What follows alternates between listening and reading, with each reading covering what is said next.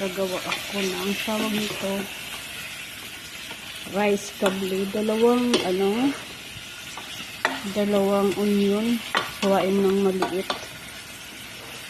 Yan. Dalawang onion ang isunod mo. Dalawang kamatis. Yun.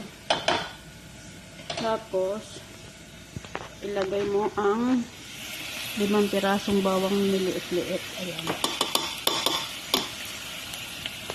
Tawag dyan, rice kabli. Tawag.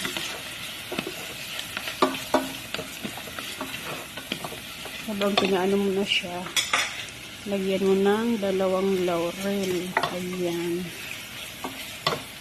2 laurel yan. Tapos, cinnamon sa atin yan diba?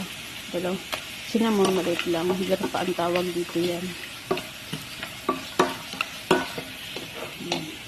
Tapos, gloves sa kanila dito. Sa English gloves yan Tawag yun dito. Mga 4 na peraso ilagay mo. Ayan. Diba? Pa-brownin lang natin yan. Hanggang magba-brown na siya, saka mo ilagay yung kamatis. Yan ang recipe ng rice kabli. May siya at tawag nito. Diba? Medyo brown na siya. Pinahinaan ko kasi ng apoy. Siya, beef. Pwede din sa chicken, igawa nyo. Tapos, lagyan ko siya ng, ayan 2 kamatis, hiwain ng maliit. Tawag dyan. Diba?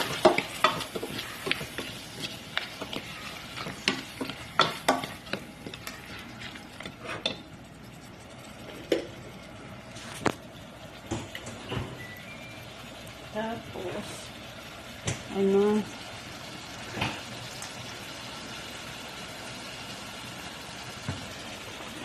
tomato paste. Mga 2 spoon lang yan. Malaki. Tomato paste yan.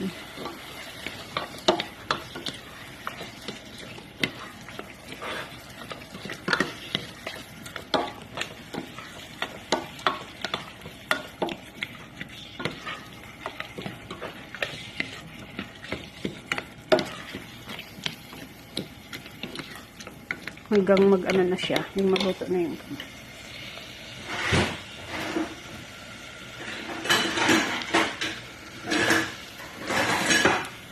tapos ito yung pinakuluan kong beef, ilagay ko siya.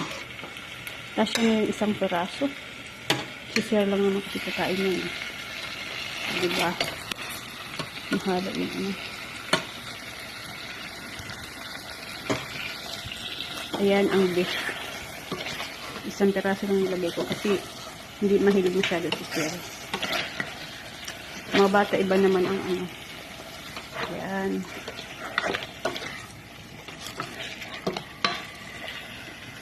Tapos ilagay mo yung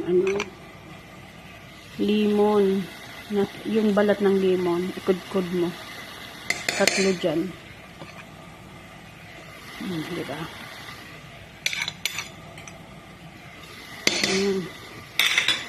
Balat ng limon. Ay, ng ng orange. Balat ng orange. Yan.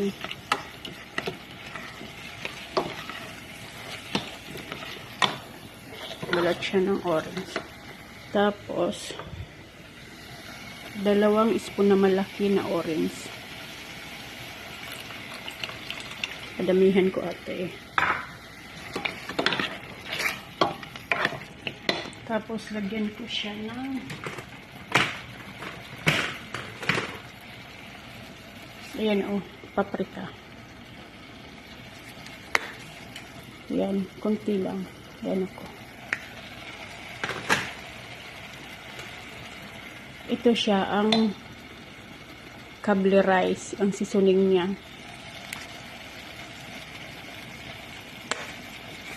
Mga 1 spoon ang ilagay ko.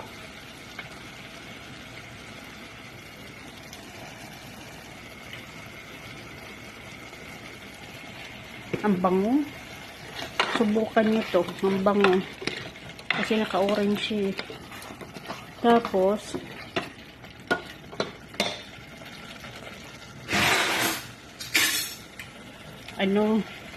yogurt na 2 spoon.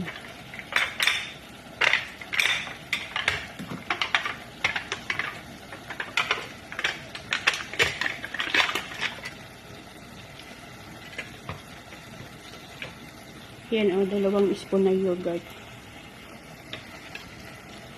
Yan, ang bango. Ang bango talaga. Kailangan iganyan mo siya. Yung tunawin mo talaga siya.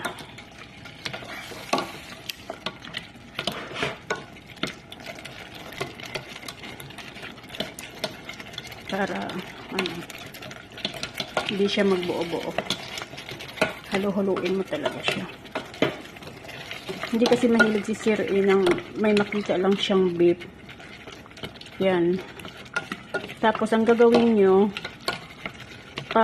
kunting tuyo na lang siya. Patuyuin ng konti yung maano na niya yung sauce niya. Lumapot ng husto. Magsaing ng 2 takal na kanin. Tapos wag masyadong lutuin. Pagkatapos nun, lagyan ng ilagay dito. Para pag kumain na si Sir, yun na, diretso na, initin na lang. Diba? Yan lang inaano ko. Kailangan yung yogurt, madurog-durog talaga yun. Kasi magbuo-buo kasi ang yogurt eh. Yan ang sinasabing rice kable. Diba? I-try nyo. Ang bango. Yung kitchen ang bango. Yan ang sinasabing rice kable. Mamaya i-ano ko pag naano na, isalang ko yung kanin ay magbigas. Hugasan ko muna. Tapos isalang ko. Hindi masyadong luto. Tapos pagkatapos nun ilagay dito. Tapos pahinaan mo ng konti hanggang maluto yung kanin at magkuan na siya. Mag-dry na sa ilalim. Yung hindi na siya wala ng tubig sa ilalim, pwede mo nang patayin yun. Pagkatapos, ihain yun ang ihain. Sinasabing rice kable. Yun, mga kamamis. Panibagong recipe na naman ito. Sini-search ko lang din to sa sa TikTok. Kasi ang gusto kasi ni Sir, laging bago ang recipe. Yung pang dito na yung laging paulit-ulit ayaw niya nun. Kailangan ako magsi-search. Ang bango niya.